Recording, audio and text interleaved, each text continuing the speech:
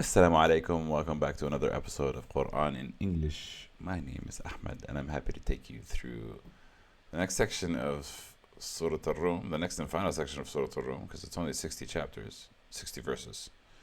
So then we're also going to start Surah Luqman. Oh, and we're going to go up to 21. We're going to do most of Luqman. But I'm glad that we're doing most of Luqman because this chapter and me, we're not friends. I struggled. Which then brings me to the purpose of this channel. What are we doing here? I'm trying to learn about the Quran.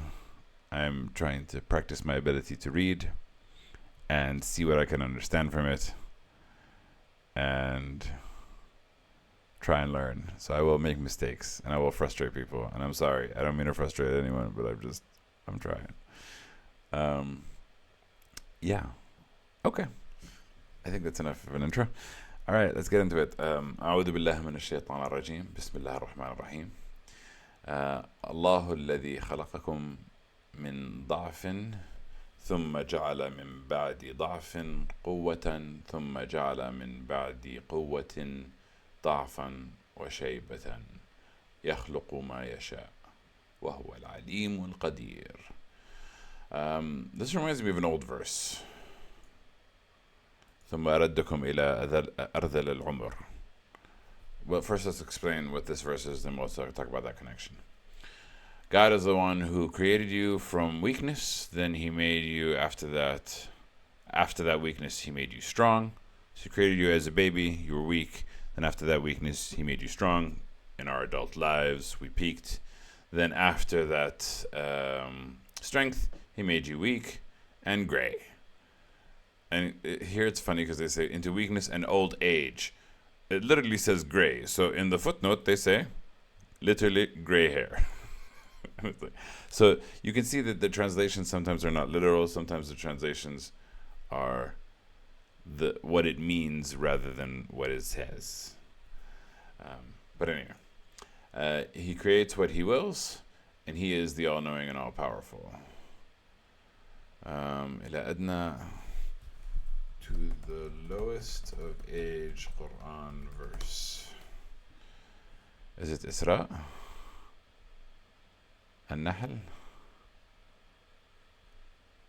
It's one of these verses. I want to try and pull up that verse because I think someone was... Oh, okay, how about I say Quran? Oops. Someone was saying that verse was saying that it's... Oh, you're going back to that specific verse. Yeah. الله خلقكم ثم يتوفاكم ومنكم من يرد إلى أرذل العمر لكي لا يعلم بعد علم شيئا إن الله عليم قدير.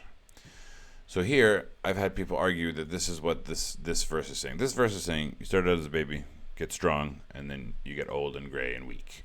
And they're saying this is what this means. God created you and then causes you to die, and among you who will be sent back to the worst age. So here it says to the most feeble stage of life so that they may know nothing after having known much. So people have tried to explain that this is when you become old age, you lose all memory and all feeling and all concept, and therefore you forget everything. And I'm like, I don't think that's what this verse is talking about. It is definitely what this verse is talking about. This verse is very clear. Weakness into strength, strength into weakness, and gray hair. Like, it cannot be any clearer than this. This is very clear. This I agree with. This, the أرذل إلى أرذل العمر, the weakest, the most feeble, the least age. I still stand by the fact that I feel like this talks about reincarnation, because he's talking about creating you and then causing you to die, and some of you will be returned to the worst of the age. Anyway, interesting concepts and verses. ويوم تقوم الساعة يقسم المجرمون ما لبثوا غير ساعة كذلك كانوا يؤفكون. And when the hour will be established, the criminals will swear that they did not remain dead for more than an hour, and thus they were deluded. Yeah, we've seen this time again. After you die, you think that, oh, I've only been dead for an hour, but nope, you've been dead for a lot longer. You ever had one of those sleeps where it feels like you had a long sleep, but it was only 10 minutes? Those are interesting. وقال الذين أوتوا العلم والإيمان لقد لبثتم في كتاب الله إلى يوم البعث فهذا يوم البعث ولكنكم كنتم لا تعلمون. And those that were given knowledge, aka the knowledge that we are looking at today, but I don't know if this means something specifically, but knowledge and faith. Those who, you need both things. We've talked about this in the channel. You need the knowledge is one thing, but you need to believe in it. And if you believe in it, then the knowledge kind of resonates within your soul. That verily remained by the decree of God until the day of resurrection. No, meaning that it was more than an hour. So this is the day of resurrection. But you, وَلَكِنَّكُمْ كُنْتُمْ لَا تَعْلَمُونَ. But you did not used to know. But you did not know. Oh yeah, we're also going to get into a wonderful insult in Surah Luqman that I'm very excited for. Listen, we got to find joy in learning, and that's how we and I realized that the last 2 episodes were not very joyful, or the one before last episode, I was just too tired. It was just a bad format. But I'm trying to bring the joy back into it, and hopefully today is going to be better, inshallah. فَيَوْمَئِذٍ لَا يَنْفَعُ الَّذِينَ ظَلَمُوا مَعْذِرَتَهُمْ فيومئذ لا ينفع الذين ظلموا معذرتهم ولا هم يستعتبون. On that day, those who wronged will not benefit from their excuses. Their excuses will not benefit them, and they will not be able to make amends to appease their Lord. And I feel like this whole world has been training us for that. Like, I have distinct memories from my childhood where, when you're in school and you realize that the principal is mad at everybody and you have to tell them the truth, and then the first person that tells them the truth does good and gets rewarded. It's a very specific example. It's very frustrating. But the point being is the lesson is, at some points, you realize that there are some mistakes that you can't go back from. There are some mistakes that you can't undo. There are some mistakes that no matter what excuse you give, you still made the mistake. And there are situations that you can't turn back from. And then at the end of time, that's going to be the ultimate one. So we have many examples in this real world of when something is too far gone, and no excuses will be allowed to be made. ولقد ضربنا للناس في هذا القرآن من كل مثل ولئن جئتهم بآية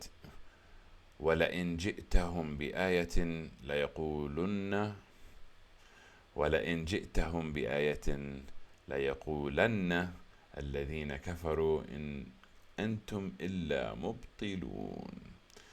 And we have set forth for mankind in this Quran from every example. But if you bring a sign, a verse. We're talking about the Quran. So here, the context of ayah means verse. And if you bring them a verse, they will surely say, those who disbelieve will surely say that you are nothing except falsifiers. You're people of falsehood. Again, it has verse and falsehood. Because it's not about showing them a sign, it's about showing them a verse. Anyway. You get it. I've said it 3 times. Stop it. I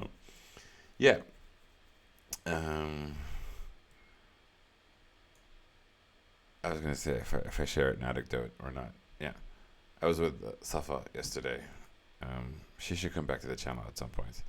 And we were having a very silly time, and a lot of repetition was had. I don't know if it's Ramadan brain or something, but we're a bit slow. But it was fun. It was anyway. Hopefully stuff will come back, inshallah, one day. Verses, all kinds of lessons, Quran, no matter what you're saying, no matter what verse you bring them, they say it's falsehood. Clear. كذلك يطبع الله على قلوب الذين لا يعلمون. Thus God stamps upon the hearts of those who do not know.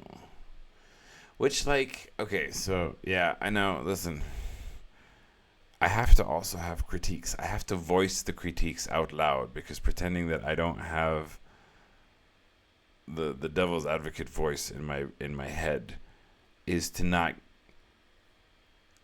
like, the way that I handle critiques is by saying them out loud and then attacking the critiques as I say them. So I have to say the problem first, and that's why I might say a lot of things that are not exactly pro Quran and pro God, because I have to say the thought that exists in order for it to be said out loud, in order for me to think about it, to reflect upon it, and to be able to address it in the future when somebody says it to me. You know what I mean? And the problem that I have with this specific verse is that this sounds very culty. This sounds like, oh, only if you believe you will understand, and these verses will make sense to you. And if you don't believe, then these verses won't make sense to you, and they're not meant for you. And yeah, like, it's hard. It's just because, like, on one sense, if you don't get it, you don't get it. You know what I mean? And that's kind of true. But it just feels like if you don't get it, you're not supposed to get it. Feels like frustrating, you know? Anyway. فاصبر إن وعد الله حق ولا يستخفنك الذين لا يوقنون. So be patient. Indeed, the promise of God is true. And let them not take you in light estimation. How do I explain what that means? Kind of like a form of mockery, kind of like not take you seriously. Don't let them make you feel uncertain of your position. For those who do not have faith, don't let them make you feel light, make you feel unsettled, make you feel unsure, you know. And that's the verse for today. That's Surah Ar-Rum. I like these last 6 verses the most. Maybe it wasn't the verses that was the problem. Maybe I was the problem. Most likely I was the problem. But I was saying most likely I was the problem. I don't know if you heard me. But yeah, now Surah Luqman. We're going to do 21 verses. Because that's way too short. Like a 12-minute episode is not what you came here to do or see. Anyway. Surah Al-Luqman, chapter of Luqman. Luqman is the name. It's the name of somebody. I wonder if it has a meaning in Arabic. I don't think it's an Arabic name.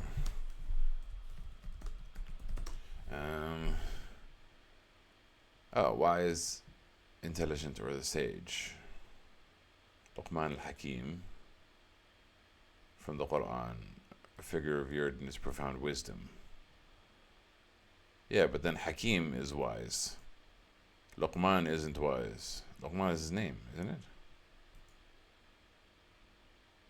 Common use in Arabic, Persian, Turkish, and South. While some associated with the root laqam, to feed, eat, it is predominantly known as a symbol of wisdom and philosophical might. But I don't think that's because the word itself means wisdom or might. So usually in Arabic, like my name is Ahmad, the root of my name is Hamd, Hamada. Hamada. That's so cute. Sorry, that was a nickname that I had when I was, that's what they say nicknames to babies who are like Hamada. Anyway, Hamd is the nickname which means praise. So Ahmad, Muhammad, they're all from praise. Muhammad is the one we give praise to. Ahmad is the one who praises more. But Luqman, I don't think Laqam is what. I think it is contextually understood to be wise because of the character we're about to read in the Quran, rather than the word meaning being wise. But if somebody else can correct me, let me know. أعوذ بالله من الشيطان الرجيم. بسم الله الرحمن الرحيم. Alif Lam Mim. We've covered these many times, but we always said that after these letters, it talks about the book. But it doesn't always talk about the book. In this case, it does. تلك آيات الكتاب الحكيم. these are the verses of the book, rich in wisdom. But Surah Al-Rum does not. Alif Lam Mim, غُلِبَتَ الرُّوم. The Romans have been defeated. So it almost always talks about, I don't know, I have to maybe kind of do like a proper review session of what this means and what this is talking about.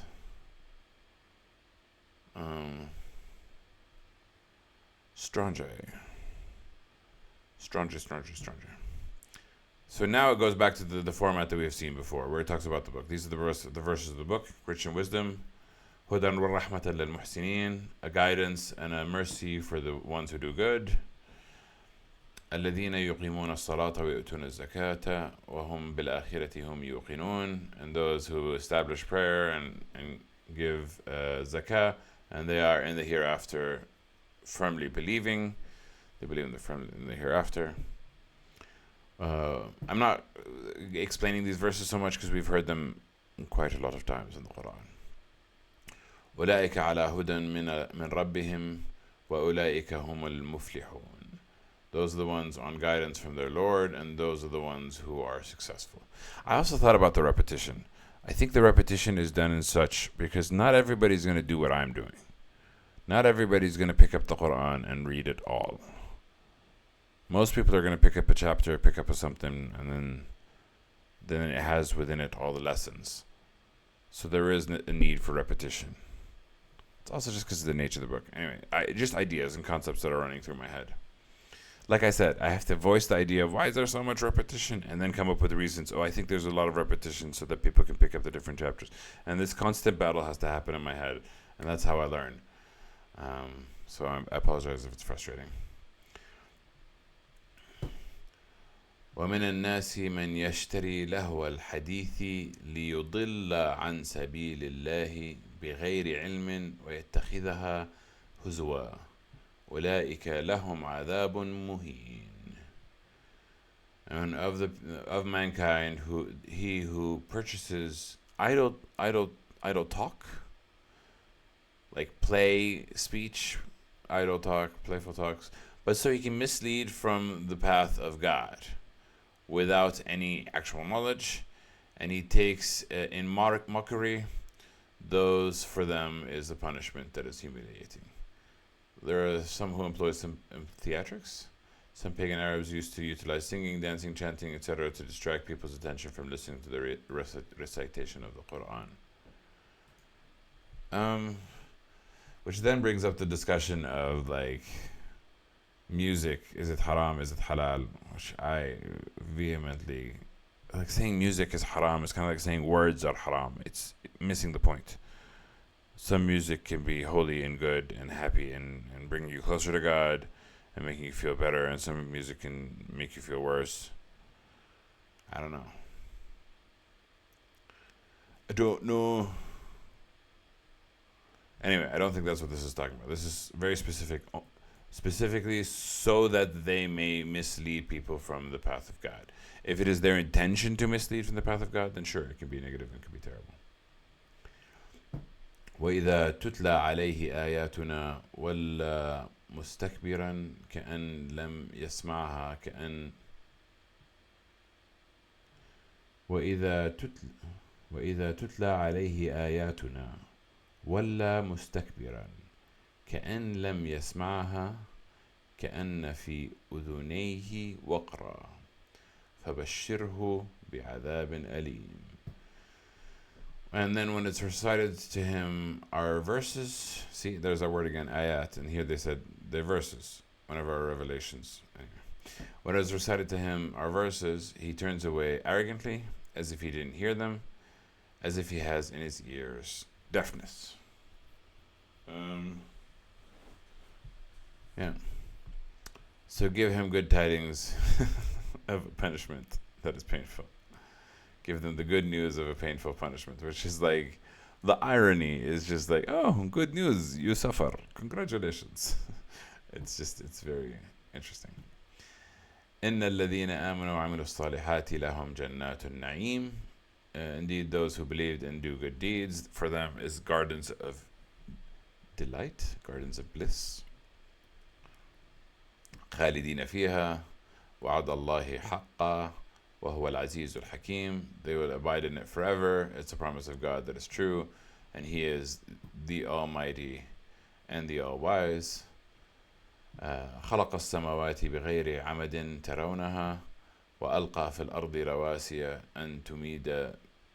أن تميد بكم وبث فيها من كل دابة وأنزلنا من السماء ماء فأنبتنا فيها من كل زوج كريم. Yeah. All we've covered before.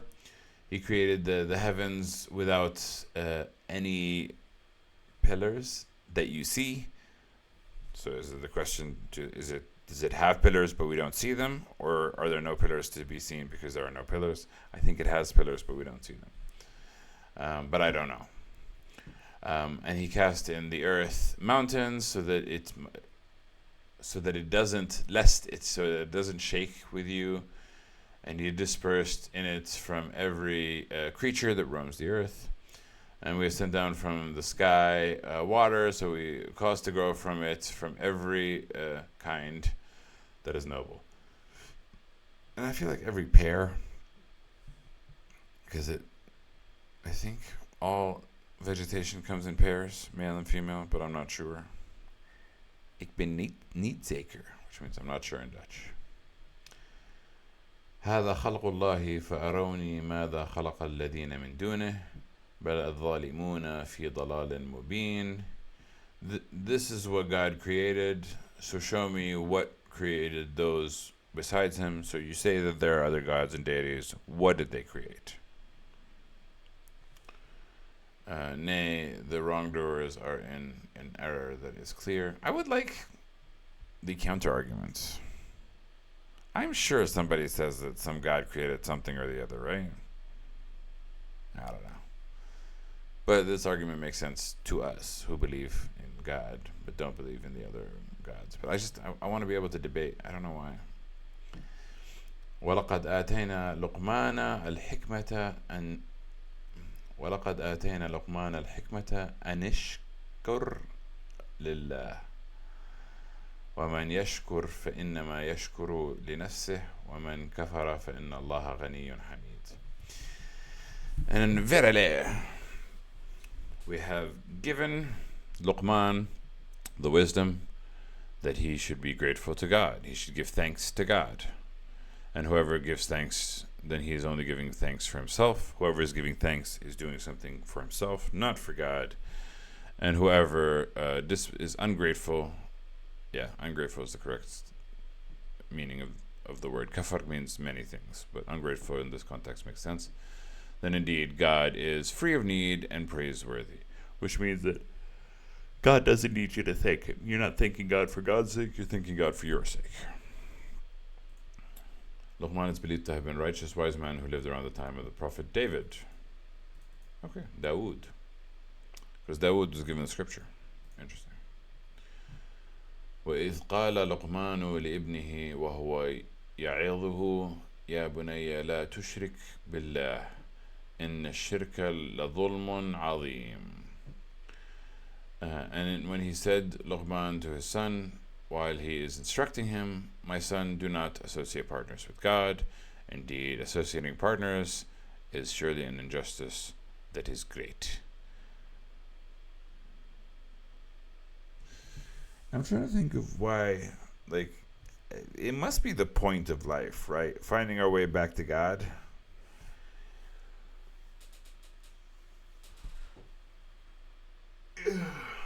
I always explain it like it's the fall from heaven, Adam and Eve, and they disobeyed God when they had access to God, so now we have to kind of obey God, primarily find our way back to God and know exactly what God is and what God isn't in order for us to succeed. So thinking that anything is God that isn't God is failure. I think that's kind of the point.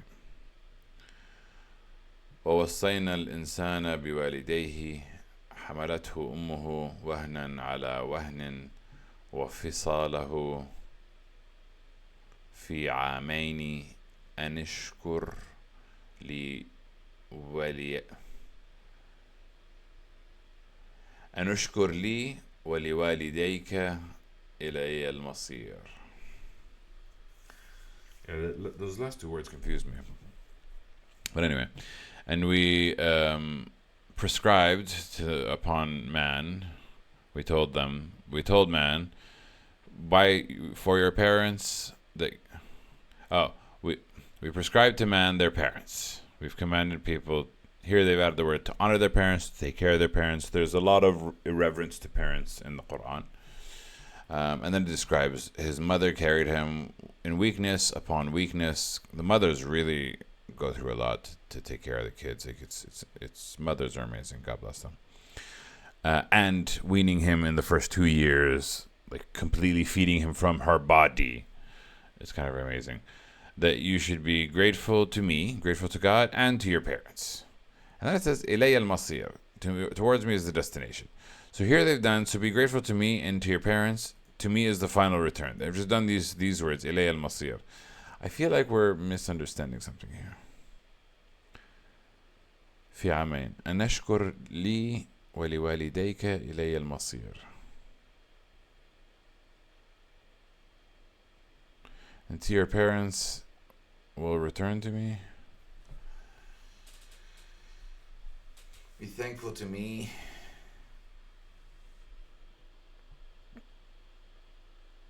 I don't know, it's so strange. إلي المصير. Wouldn't it be وإلي المصير if it was a separate idea? And to me is the final return. Be thankful to me and to my parent and to your parents. And to me is the final destination, is what it would say if it was a separate statement. But I feel like this is connected to be thankful to me and to. So I somehow think وَلِوَالِدَيْكَ إِلَيَّ الْمَصِيرُ, and to your parents, to me, is their destination.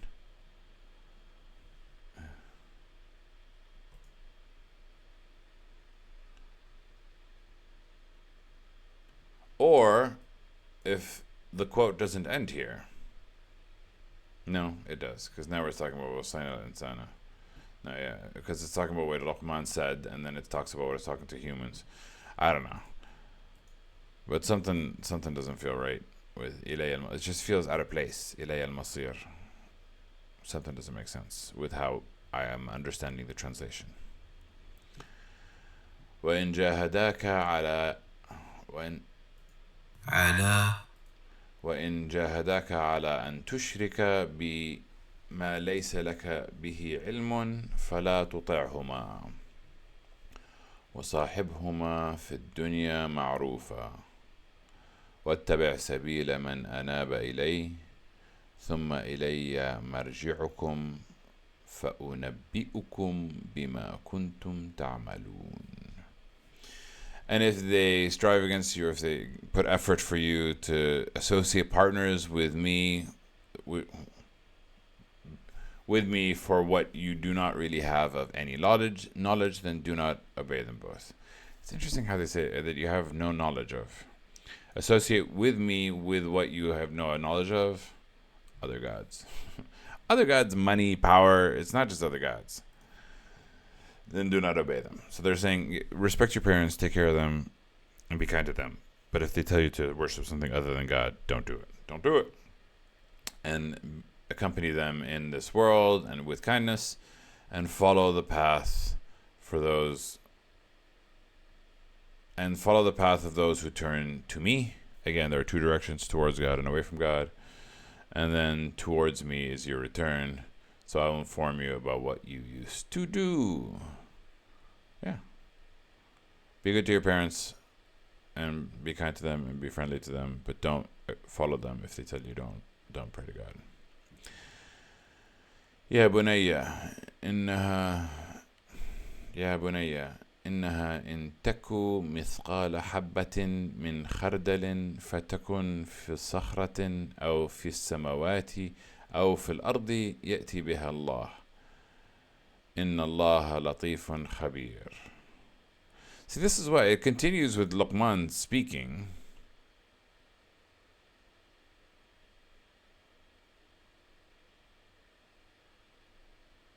I am confused. Anyway, continues saying, "O my son, indeed, if it would be the weight of a grain from a mustard seed, and it be on a rock, or in the heavens, or on the earth, then God will bring it forth." Meaning that God knows every atom of everything. Indeed, God is all subtle and all aware. Knows about everything, every little atom. He knows it all.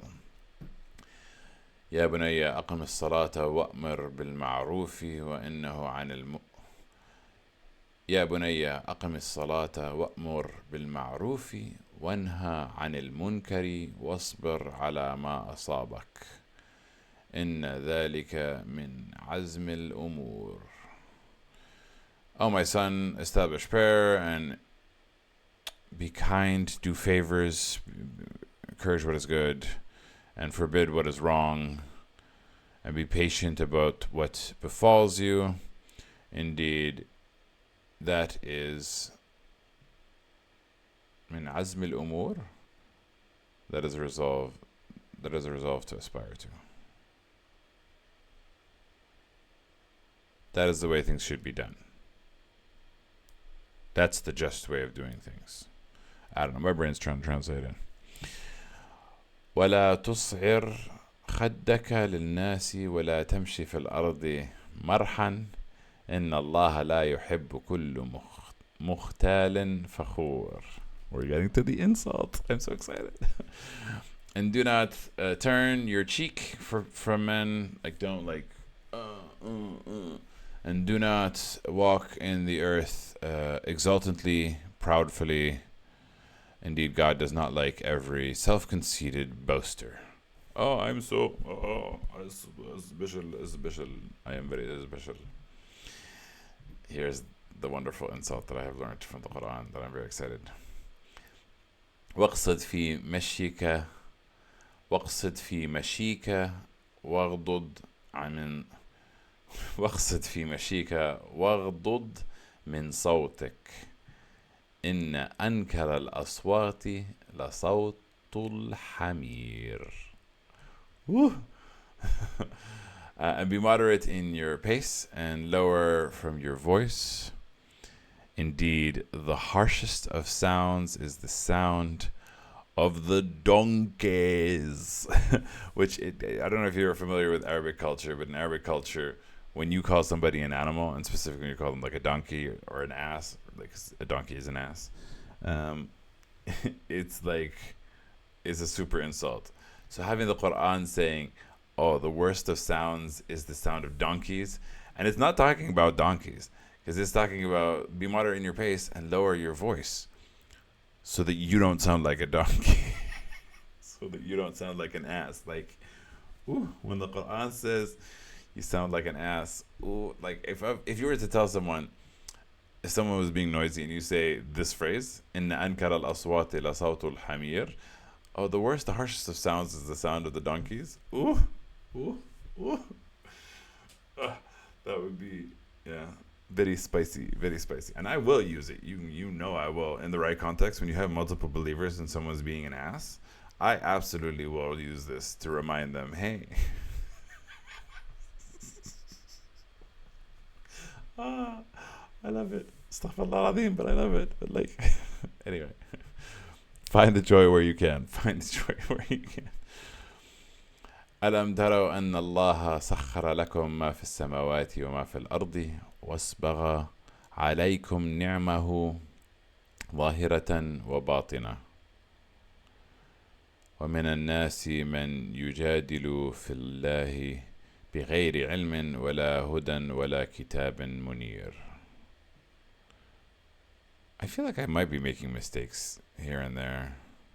Anyway, do you not see that God has subjected for you? I'm just going to use the word subjected because I can't think of another word that works better for sakhar. Made possible for you what is in the heavens and what is in the earth, and amply bestowed upon you his bounties that are apparent and that are hidden.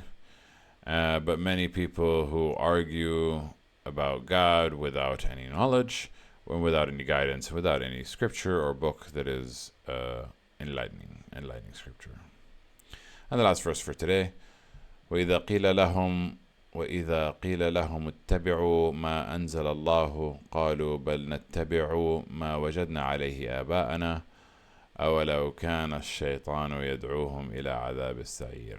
Oh, we have to end with a little bit of controversy. And when it is said to them, follow what God has revealed, they said, nay, we follow what we found upon it our forefathers. Even if, is it not that the devil was calling them to a punishment that is of the fire? So unfortunately, there's one very specific example there's two specific examples. One is washing before prayer.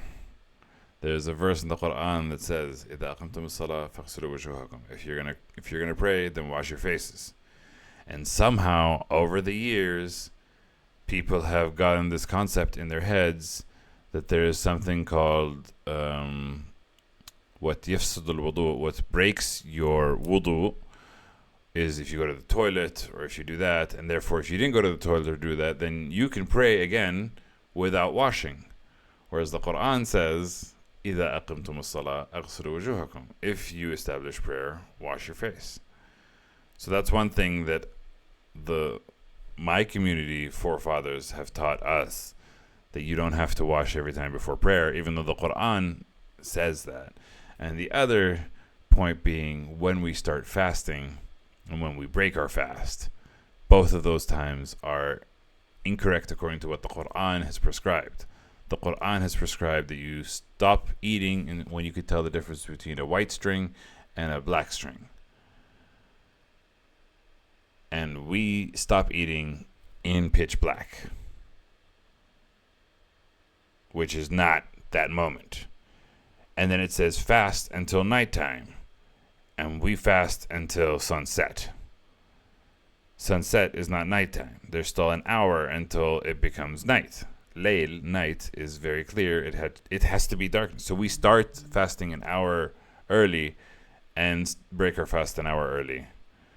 Which, again, not what the Quran, the scripture, has told us, but it's what our people have told us. And I think I'm alone on this hill, obviously. But when you tell them, follow what God has revealed, they say, nay, we follow what we have found our forefathers on. Which most Muslims read this and they're like, oh, no, it's not talking about us Muslims. It's talking about the ones before us. No, it's also talking about us Muslims. The Quran is confusing in times, but in sometimes it is not confusing. And those two examples are ones that I can think of that I vehemently disagree. And don't get me wrong, I'm following the Muslim timings for starting my fast to breaking my fast, because I reckon that the hour difference of starting an hour early and finishing an hour early somehow works. But it's wrong. I think you're still fasting the same amount of time, but it's not what the Quran has said. But I don't know. Maybe somebody can enlighten me as to why I am mistaken. But yeah, okay, today's episode was a lot better, at least for me, than the last two episodes, but primarily the one before yesterday was just terrible. Just doing it at night was just not the tea. Not the tea, hunty. Yeah. Okay. Well, thank you all for watching. As usual, always end with Sadaqallahu al-Ali al-Azim. And I will catch you guys tomorrow, inshallah. Ma'as salam. Bye.